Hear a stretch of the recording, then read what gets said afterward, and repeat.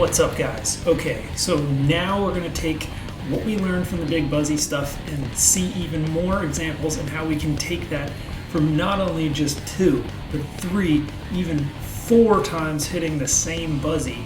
I'm going to show you a few examples of some really crazy setups that just are super cool and you can totally do yourself. Let's take a look at this example here.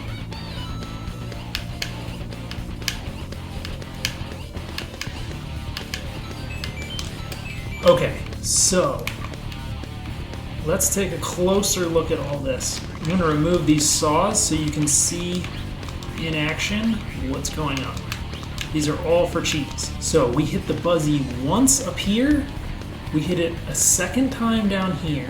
We're introduced to the mole because we need an in-between point to allow for the spring to come out of this blaster.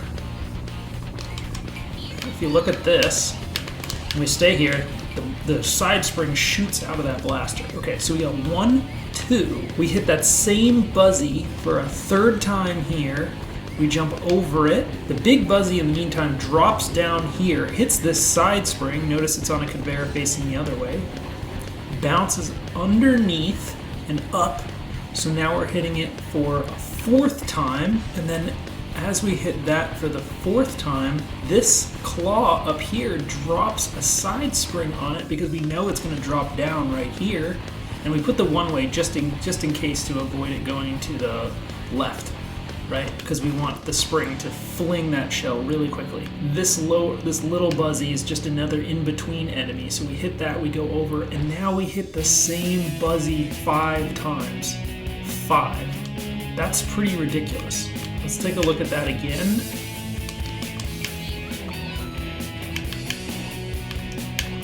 3, 4, 5. Pretty ridiculous.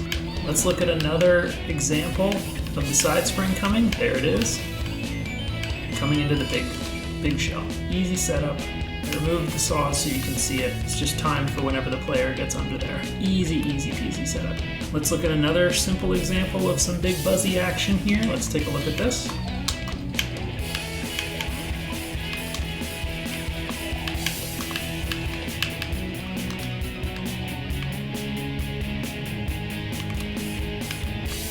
Okay, so we can see here, ideally you want to set up the Big Buzzy to be on a conveyor so it's consistently on one side. The Big Buzzy moves like this ever so slightly if you don't do it, so you'll get inconsistent results unless you have it hanging from a conveyor like that where possible. The only difference with this is once it flies off, it just hits a spring, bounce off the wall. Easy peasy. Okay, here's another basic setup where we're using the Big Buzzy and it's going to be hit with the side spring. So we're going to jump on it once and we're going to activate the on-off, which is going to activate that side spring. I'm going to remove these because they're just covering up cheese. And then we're going to end up landing on the Big Buzzy down here. Let's take a look at this. Easy, right? Very simple, straightforward. We got max jump up here to allow enough time for the spring to go over and across because we want that to be consistent, and that's also why I lowered this so the player's forced to not hold jump on any of it. No control jump, no wiggle room. Keeping it very tight and consistent. Let's start it from the beginning. Kaizo block. Okay. For the sake of simplicity, I'm not going to go crazy with this, but we're seeing some familiar elements here. I put the Kaizo block here because we want the same timing on the jump as always. The buzzy is on a conveyor here, so it's keeping a consistent placement. It's going to hit this side spring and it's just going to kind of drop down here. This is where the side spring comes into play. There's a side spring that's going to fling over there. So by the time we land on that, we do a little surf. The side spring is going to shove the Big Buzzy under here. We can remove these saws because those are just covering up for cheese. So we're hitting it once up here, twice up here, doing a surf, coming back under, and by the time we get over here holding right and max jump, the buzzy is going to be flying up over here. So that's 3 times over there. Very simple. Okay, let's look at some more examples of some buzzy usage. This time it hits 3 times as well. So let's look at this.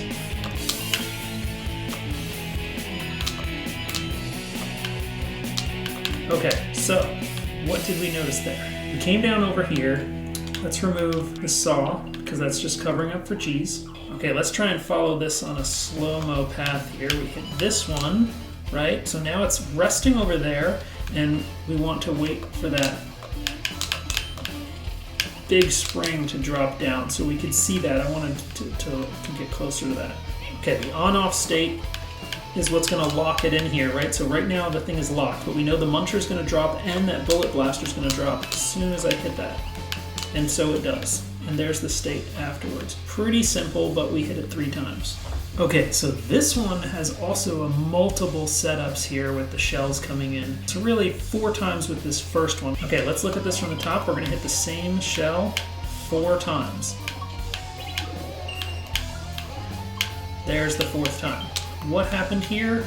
We did a classic double tap here where the second time we bounce off of it, you have to hit the far right of the shell so that way it flies over the right. Let's remove the saws so we can see more of the inner workings here.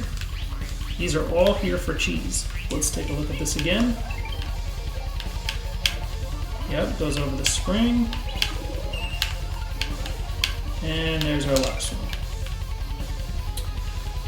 So again, we're using this mechanic where the on-off switch is switching the, allowing the muncher to drop down, so now and the spring to come down. Even though it's controlled by a thwomp later, it also activates. This is a sideways spring as well, so we're going to tap it once. The side spring is going to fly it over to the right, so that way we get 2 taps before making it over this little landing here.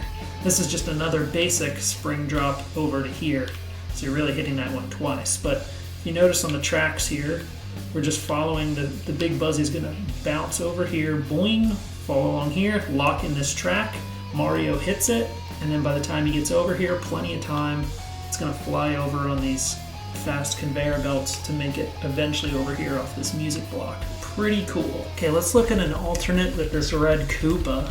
This is a big red Koopa, and we're going to hit this shell once, twice, thrice, and then we're going to hit the squirt that comes out of it. So let's watch this from the top. Okay, we're going to hit this 3 times, and then we're going to hit the squirt.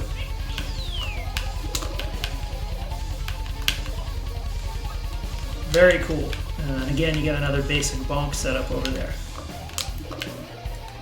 Okay, notice the squirt thing? Okay, so what happened there? The big shell bounced off the muncher, but it also tapped that piranha, which dropped the muncher down, so now it's free to slide over again when we hit it.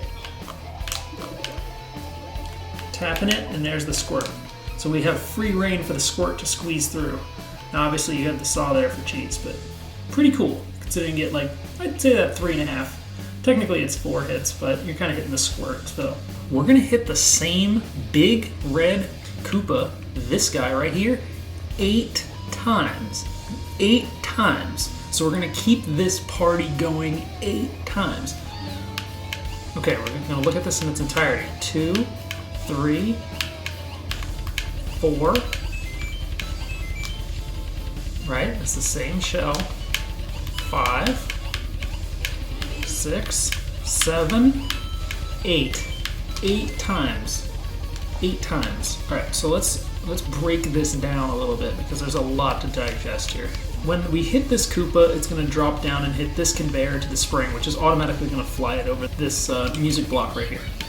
So, boing, up. And now we notice it's going to drop down again, so we know it's going to hit on this indicator. If we're doing max jumps, we want the player to do max jumps because we want consistency in this whole thing to work. So it falls down, it hits the spring because the conveyor is going to pull the Koopa into the spring. It does the same thing, bounces up, then we know it's going to bounce over here, and then it's going to fall down and just slowly ride this conveyor up, right? In the meantime, the player's going up over here, so they have little idea of what's really going on other than that the shell is moving, right? It bounces up, it bounces over, and now it's going to ride on the conveyor really slowly. Since we don't know the exact time when the player will get over here, we're allowing a little bit of freedom in movement with the conveyor. So we could be hitting it here, here, here, but either way it doesn't matter because the shell is going to beat us to the next destination anyways. It's going to be fixed down there, right?